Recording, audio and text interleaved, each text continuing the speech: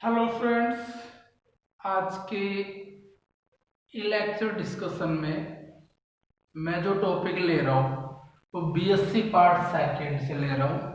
Paper मेरा रहेगा electronics. Topic रहेगा रिडक्शन ऑफ कॉम्प्लेक्स नेटवर्क। मतलब कॉम्प्लेक्स नेटवर्क को छोटा करना है। छोटा मतलब सिंप्लीफाई करना है। मतलब बहुत कॉम्प्लेक्स नेटवर्क हो जाता है, उसकी मैथमेटिक्स डिफाइन करने में प्रॉब्लम आने लग जाती है और उस प्रॉब्लम्स को सॉर्ट आउट करने के लिए हमें सर्किट को छोटा करना पड़ता है। तो वही टॉपिक हम उसी को जस्टिफाई करेंगे कि कॉम्प्लेक्स नेटवर्क को कैसे रिडक्शनिज्म किया जाए, छोटा कैसे किया जाए।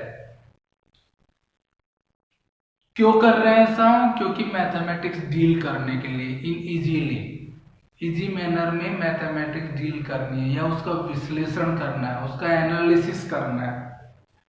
तो ये हमारा कॉम्प्लेक्स नेटवर्क है, 4 टर्मिनल नेटवर्क, जिसको हमको रिडक्शन करना है या मैथमेटिक्स इसकी सोल्व करने में बहुत बड़ी प्रॉब्लम आ जाती है और इतनी ज़्यादा बड़ी कॉम्प्लिकेटेड मैथ्स हो जाती है। उस मैथ्स को एनालिटिकल रूप देने के लिए हमको इस कॉम्प्लेक्स नेटवर्क को रिडक्शन करना होता है और हमने इसका रिडक्शन कर दिया टी नेटवर्क में और पाई नेटवर्क में। अब हम टी नेटवर्क और पाई नेटवर्क को डिफाइन करेंगे कैसे क्या होते हैं। तो टी नेटवर्क क्यों बोल दिया? सैप को ध्यान में रखते हुए, सैप ऐसी होगी ना टी जैसी, इसलिए इसको टी नेटवर्क बोल दिया। और इसमें जो हमने ये पाई की जैसी साइज है, पाई इस तरह का होता है, तो इसको हमने पाई नेटवर्क बोल दिया।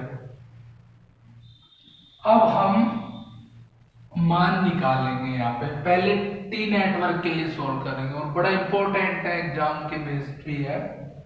टी नेटवर्क को सोल्व करने के लिए मुझे एक तो चाहिए Z1OC।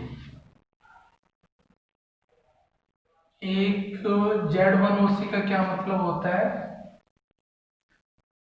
वन टर्मिनल के बीच नापी गई इंपीडेंस है, जबकि टू टर्मिनल ओपन है, O फॉर ओपन सर्किट है। तो वन टर्मिनल के बीच में, ये टी नेटवर्क के लिए ले रहा हूं मैं फिलहाल, वन के बीच में, इनके बीच में नापी गई इंपीडेंस है, जबकि टू क्या है? ओपन। जब ये ओपन होंगे तो स्वाभाविक है कि करंट फ्लो होगी नहीं, ओपन की तरफ जाएगी नहीं, ओपन की तरफ करंट जाती नहीं है। तो Z1OC क्या हो जाएगा? केवल Z1 प्लस Z3 के बराबर हो जाएगा। क्यों?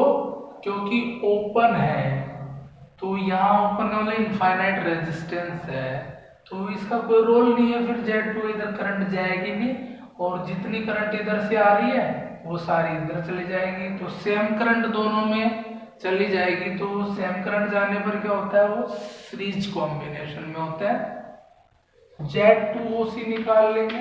Z2OC का क्या मतलब है? टू टर्मिनल्स के बीच में, टी नेटवर्क में टू टर्मिनल्स के बीच में नापी गई इंपीडेंस है, जबकि वन टर्मिनल क्या होंगे बचे हुए? कौन? वन वो ओपन है।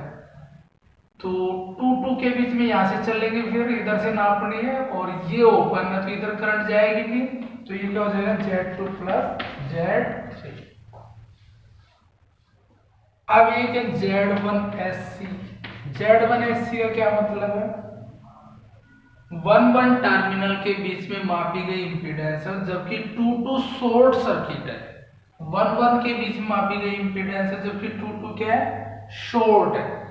तो शॉर्ट का क्या मतलब? ये शॉर्ट है, तो मेरी करंट यहां से आएगी, यहां से आएगी, तो यहाँ पे क्या होगी? वो डिवाइड होगी। तो क्या होगा? Z2 और Z3 किस कॉम्बिनेशन में हो जाएंगे? पैरेलल में। शॉर्ट का मतलब ये है कि यहाँ शॉर्ट में क्या होती है? करंट फ्लो होती है, तो करंट जाएगी ना इधर, तो क्या हो गया? फिर ये और ये तो हो जाएंगे हमारे पैरेलल में और इनका पैरेलल इसके साथ सीरीज हो जाएगा, तो क्या हो जाएगा? ये Z1 Z2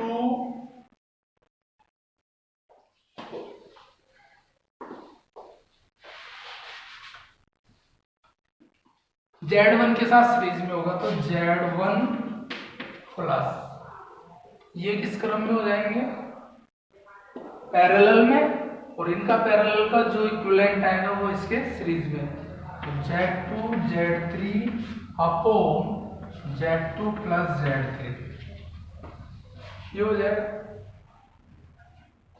अब Z2SC क्या हो जाएगा, टू टर्मिनल्स के बीच में मापी गई इंपीडेंस है, जबकि 1 टर्मिनल शॉर्ट है। अब ये शॉर्ट है तो इधर से चलेंगे, तो ये इधर शॉर्ट है तो करंट जाएगी, तो क्या हो जाएगा, इसमें करंट डिवाइड होगी तो पैरेलल हो जाएंगे और इसके साथ सीरीज में शिफ्ट हो जाएंगे।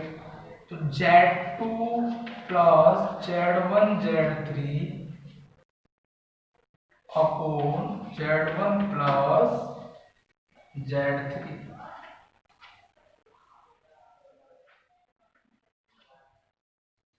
ये हो जाएंगे। अब किसकी स्टडी करेंगे हम, पाई नेटवर्क की।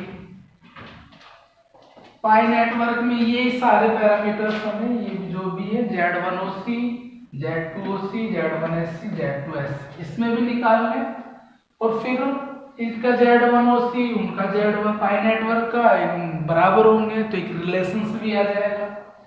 पाई नेटवर्क में हमने इंपीडेंस को ZA ZB ZC के रूप में नॉमिनेट किया है, तो मुझे निकालना Z1OC। क्या मतलब हुआ, वही 1 टर्मिनल के बीच में मापी गई इंपीडेंस, जबकि 2 टर्मिनल क्या हो, ओपन, तो 1 के बीच में मापी गई है, 2 ओपन है, तो ओपन है तो क्या हो जाएगा, इधर करंट जाएगी नहीं, तो क्या हो जाएगा, इधर जब करंट जाएगी नहीं तो जो करंट इसमें आएगी वो इसमें चली जाएगी, तो ये दोनों किसमें हो जाएगा, सीरीज में, इधर तो जाएगी नहीं, तो जितनी करंट ZB में आएगी उतनी ZC में, तो ये दोनों सीरीज में हो जाएंगे, और ZA इन दोनों के इक्विवेलेंट के साथ किसमें हो जाएगा, पैरेलल में। तो क्या हुआ, ये ZA ZB plus ZC divide by ZA plus ZB plus ZC, ऐसे Z2OC निकाल लो, तो 2 टर्मिनल के बीच में मापी गई इंपीडेंस है, जबकि 1 ओपन है, तो इधर से चलेंगे, 1 ओपन है, इधर करंट जाएगी नहीं, तो जो करंट इसमें जाएगी वो इसमें चल जाएगी, तो ये दोनों सीरीज में हो जाएंगे और इसके साथ पैरेलल में हो जाएंगे, तो ZC ZB plus ZA divide by ZA plus ZB plus ZC। अब मुझे निकालना Z1SC, मतलब 1 टर्मिनल के बीच में मापी गई इंपीडेंस है, जबकि 2 शॉर्ट है, 1 के बीच में मापेंगे, 2 शॉर्ट है, इसका क्या मतलब हुआ, इसका मतलब हुआ कि यहाँ पोटेंशियल डिफरेंस 0 है, शॉर्ट में पोटेंशियल डिफरेंस 0 होता है, तो पोटेंशियल डिफरेंस 0 या पोटेंशियल ड्रॉप नहीं हो रहा, पोटेंशियल ड्रॉप 0 है, तो ड्रॉप क्यों नहीं हो रहा भाई, कि इसका मतलब इसका अस्तित्व कमजोर हो गया। अगर ZC अस्तित्व में होता तो ड्रॉप होता, लेकिन यहाँ कोई वोल्टेज ड्रॉप नहीं है, क्योंकि शॉर्ट में वोल्टेज ड्रॉप 0 होता है और करंट मैक्सिमम रहती है, और ओपन में करंट 0 होती है और वोल्टेज ड्रॉप होता है, तो यहाँ कोई वोल्टेज ड्रॉप नहीं होगा, तो वोल्टेज ड्रॉप क्यों नहीं हो रहा, इसका मतलब ZC का अस्तित्व नहीं है, तो जितना इधर से आएगी करंट, इन दोनों में क्या हो जाएगी, वो डिवाइड हो जाएगी, तो किस क्रम में हो जाएंगे, पैरेलल में, ZA ZB upon ZA plus ZB। Z2SC का मतलब क्या है, 2 टर्मिनल के बीच में मापी गई इंपीडेंस है, ये पाई नेटवर्क का चल रहा है पूरा खेल, 2 टर्मिनल के बीच में मापी गई इंपीडेंस है, जबकि 1 क्या है, शॉर्ट, तो शॉर्ट, अब ये शॉर्ट हो गया, पोटेंशियल ड्रॉप 0 हो गया, 0 क्यों हुआ, इसका मतलब इसका अस्तित्व खत्म, तो ये दोनों किस में हो जाएंगे, पैरेलल में, तो Z B Z C upon Z B plus Z. तो कितना इजी हो गया मैथ्स को डील करना। ये कॉम्प्लेक्स रहता है Z1 Z3, बहुत मैथ्स कॉम्प्लिकेशन हो जाती है। उससे बचने के लिए हमने रिडक्शन ऑफ कॉम्प्लेक्स नेटवर्क कहते हैं, या इसको T and pi network topic से भी ये सवाल पूछा जा सकता है। तो Z1OC ये है, ये टी नेटवर्क में, ये Z1OC पाई नेटवर्क में, तो ये दोनों बराबर हो जाएंगे। ऐसे ये भी बराबर हो जाएंगे, ये भी बराबर हो जाएंगे, क्योंकि फिजिकल क्वांटिटी तो वही है, केवल फॉर्मेट चेंज हुआ, नेटवर्क चेंज हुआ है, बाकी मापेगा तो वही भौतिक राशि। तो इस तरह से आप एक इंटर रिलेशन भी डेवलप कर सकते हैं। पाई नेटवर्क को टी नेटवर्क में बदल सकते हैं और टी नेटवर्क को पाई नेटवर्क में।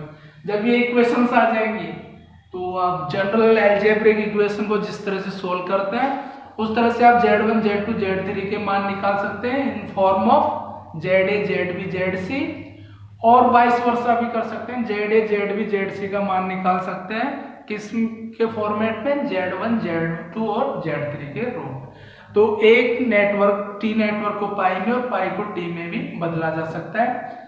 तो आप ये निकाल लेंगे, ये गणित कर लेंगे कैसे रूपांतरण करना है। केवल ये जो इक्वेशंस आएंगे इनको सोल्व करना और कुछ भी नहीं करना। तो जो कॉन्सेप्ट था, जो फंडामेंटल थे इसके बिहाइंड, वो तो ये अंडरस्टैंड करना था। तो आज के डिस्कशन में इतना ही। Thank you for discussion.